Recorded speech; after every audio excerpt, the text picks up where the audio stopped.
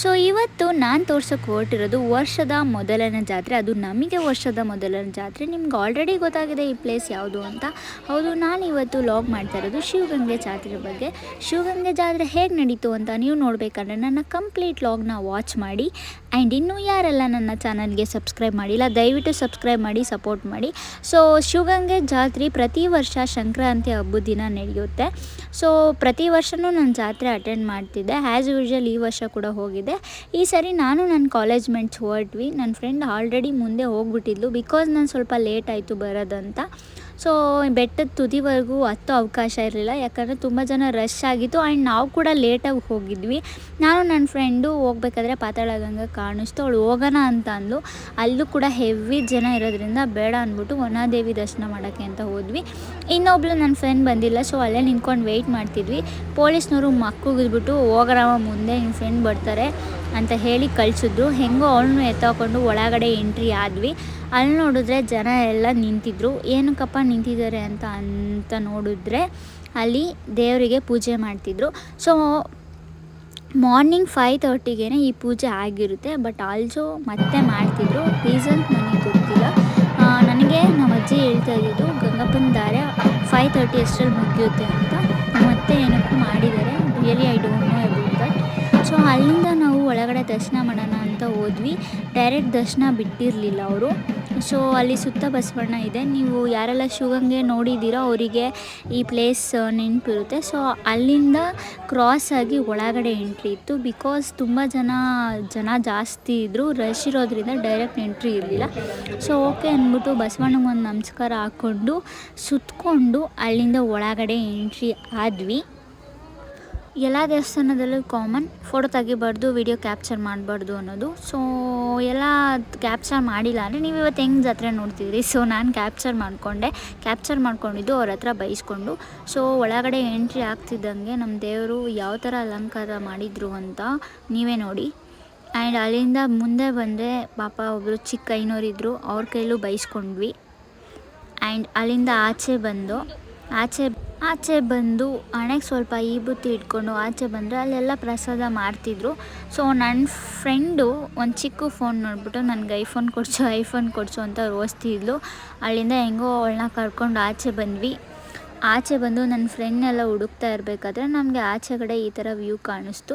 So ಸಿಕ್ಕಾಪಟ್ಟೆ ಜನ, ಎಲ್ಲಿ ನೋಡಿದ್ರು ಬರೀ ಜನಗಳೇ ಇದ್ದರು. ಯಾಕಂದರೆ ತುಂಬ ಹಾಲಿಡೇ ಇರೋದ್ರಿಂದ ಆ್ಯಂಡ್ ಹಬ್ಬ ಇರೋದ್ರಿಂದ ಇಲ್ಲಿ ಪ್ರತಿ ವರ್ಷ ಹಬ್ಬದ ದಿನ ಜಾತ್ರೆ ನಡೆಯೋದ್ರಿಂದ ಸಿಕ್ಕಾಪಟ್ಟೆ ಜನ ಬರ್ತಾರೆ. ಸೊ ಅಲ್ಲಿಂದ ನನ್ನ ಫ್ರೆಂಡ್ ಸಿಕ್ಕಿದ್ದು. ಮನಸಾಯ್ ನೋಡಿ ಫೋನಲ್ಲಿ ಡಿಸ್ಕಸ್ ಮಾಡ್ತಾ ಇದ್ದಾರೆ ಇವರು. ಅಲ್ಲಿಂದ ಬಂದು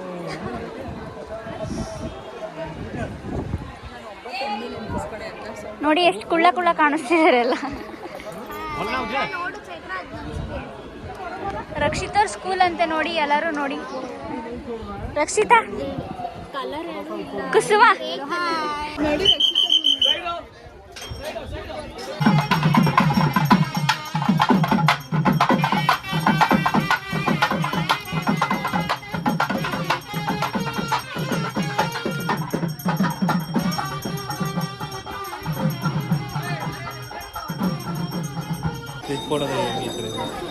ಗೈಸ್ ನೋಡಿ ಮಂಜಾ ಫ್ಯಾಮಿಲಿ ಪ್ರಾಬ್ಲಮ್ ಸಾಲ್ವ್ ಮಾಡ್ತಾ ಇದ್ದಾನೆ. ಮಂಜಾ ಒಬ್ಬೊಬ್ಬನೇ ಇದ್ದ ಹುಡುಗ. ಸೊ ಸ್ವಲ್ಪ ಚಿರುಮುರಿ ತಿನ್ಕೊಂಡು ಹಂಗೆ ದೇವ್ರ ಪ್ರಸಾದ ತಿನ್ನೋಣ ಅಂತ ಕೆಳಗಡೆ ಬಂದ್ವಿ. ಸೊ ಅಲ್ಲಿ ನೋಡಿದ್ರೆ ಕಾಲಿಡೋಕ್ಕೂ ಜಾಗ ಇಲ್ಲ ಗುರು, ಅಷ್ಟು ಜನ. ಹೆಂಗೋ ಮಾಡಿ ಒಳಗಡೆ ಎಂಟ್ರಿ ಆದ್ವಿ. ಬಿಕಾಸ್ ಬಂದಿರೋದೇ ವರ್ಷಕ್ಕೊಂದ್ಸರಿ, ಪ್ರಸಾದ ತಿನ್ಕೊಂಡು ಹೋಗ್ದಿಲ್ಲ ಅಂದರೆ ಹೆಂಗೆ ಅಂದ್ಬಿಟ್ಟು ಒಳಗಡೆ ಎಂಟ್ರಿ ಆದ್ವಿ. ಅಲ್ಲೂ ಕೂಡ ಫುಲ್ಲು ಲೈನಲ್ಲಿ ನಿಂತ್ಕೊಂಡು 30 ಮಿನಿಟ್ಸ್ ವೆಯ್ಟ್ ಮಾಡಿದ್ವಿ ಅನಿಸುತ್ತೆ ಮೂವ್ ಆಗೋಕ್ಕೆ. ಸೊ ಅಲ್ಲಿಂದ ಒಳಗಡೆ ಎಂಟ್ರಿ ಆದ್ವಿ. ನೀವೇ ನೋಡಿ ಎಷ್ಟು ಜನ ಲೈನಲ್ಲಿದ್ದಾರೆ ಅಂತ. ಸೊ ಇವಾಗ ಫಾಸ್ಟಾಗಿ ಹೋಗ್ತಾಯಿದ್ದೀವಿ, ಸ್ವಲ್ಪ ಗ್ಯಾಪ್ ಬಿಟ್ಟು. ಸೊ ಅಲ್ಲಿಂದ ಕೆಳಗೆ ಹೋದ್ವಿ. ಸೊ ಪ್ರಸಾದ ಕೊಡ್ತಿದ್ರು, 2 ಲೈನಲ್ಲಿ ಡಿಫ್ರೆಂಟಾಗಿ ಪ್ರಸಾದ ಕೊಡ್ತಿದ್ರು. ನನ್ನ ಫ್ರೆಂಡ್ಸ್ ಈ ಕಡೆ ಹೋದರು, ನಾನು ಈ ಕಡೆ ಹೋದೆ, ಯಾಕಂದರೆ 2 ಟೇಸ್ಟ್ ಮಾಡಬೇಕಂತ. ಪ್ರಸಾದ ಮಾತ್ರ ಸಕ್ಕತ್ತಾಗಿತ್ತು. ಸೊ ಪ್ರಸಾದ ತಿಂದ್ಕೊಂಡು ಹೊರಗಡೆ ಬಂದ್ವಿ. ಇಲ್ಲಿ ಗಣೇಶನಿಗೆ ಒಂದು ನಮಸ್ಕಾರ ಹೊಡೆದು ಅಲ್ಲಿಂದ ಕೆಳಗಡೆ ಬಂದ್ವಿ. ನೋಡಿ ಎಷ್ಟು ಕ್ರೌಡ್ ಇದೆ ಅಂತ. ಸೊ ಜಾತ್ರೆ ಮುಗಿಸ್ಕೊಂಡು ನನ್ನ ಫ್ರೆಂಡ್ ಮನೆಗೆ ಹೊರಟ್ವಿ, ರಕ್ಷಿತಾ.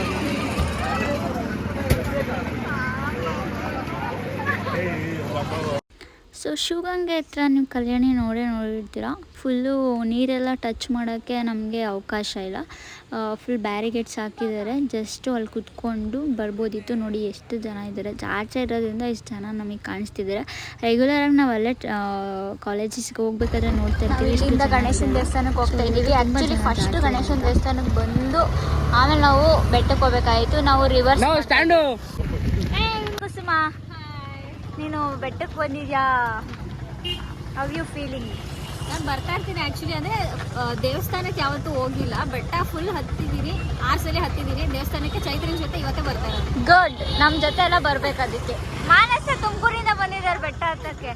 ಆದರೆ ಬೆಟ್ಟ ಹತ್ತಕ್ಕೆ ಬಿಡಲಿಲ್ಲ, ಬರೀ ದೇವಸ್ಥಾನಕ್ಕೆ ಹೋಗಿ ವಾಪಸ್ ಬರ್ತಾ ಇದ್ದೀವಿ. ಇವಾಗ ನಾವು ರಕ್ಷಿತ್ ಅವ್ರ ಮನೆಗೆ ಹೋಗ್ತಾ ಇದ್ದೀವಿ. ರಕ್ಷಿತಾ, ಏನೇನು ಅಡುಗೆ ಮಾಡಿಸಿದ್ಯಾ?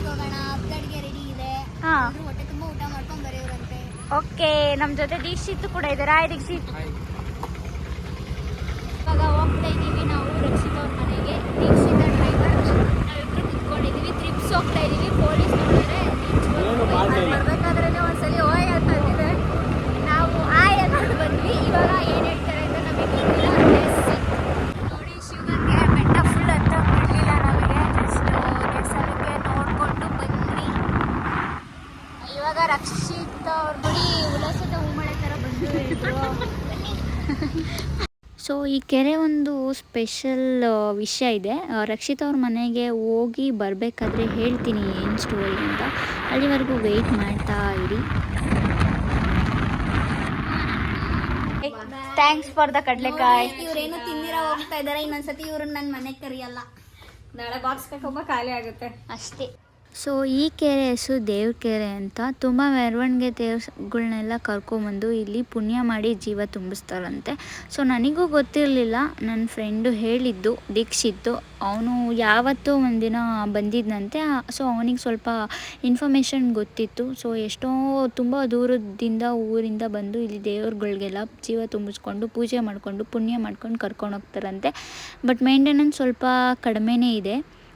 ಬಟ್ ನನಗೂ ಅಷ್ಟೊಂದು ಗೊತ್ತಿರಲಿಲ್ಲ. ಇವನು ಹೇಳಿದ್ಮೇಲೆ ಗೊತ್ತಾಗಿದ್ದು. ನೋಡಿ, ಇದು ರಕ್ಷಿತ್ ಅವ್ರ ಊರಿಂದ ವಾಪಸ್ ಬರಬೇಕಾದ್ರೆ ನಮ್ಮ ಶಿವಗಂಗೆ ಬೆಟ್ಟ ಈ ಥರ ಕಾಣಿಸುತ್ತೆ. ಆ್ಯಂಡ್ ಸ್ವಲ್ಪ ದೂರ ಹೋದರೆ ಈ ಥರ ಕಾಣಿಸುತ್ತೆ. ಕಂಪ್ಲೀಟ್ ನನ್ನ ಲಾಗ್ನ ವಾಚ್ ಮಾಡಿದ್ದಕ್ಕೆ ಧನ್ಯವಾದಗಳು. ನಾವು ಶಿವಗಂಗೆ ಬೆಟ್ಟನ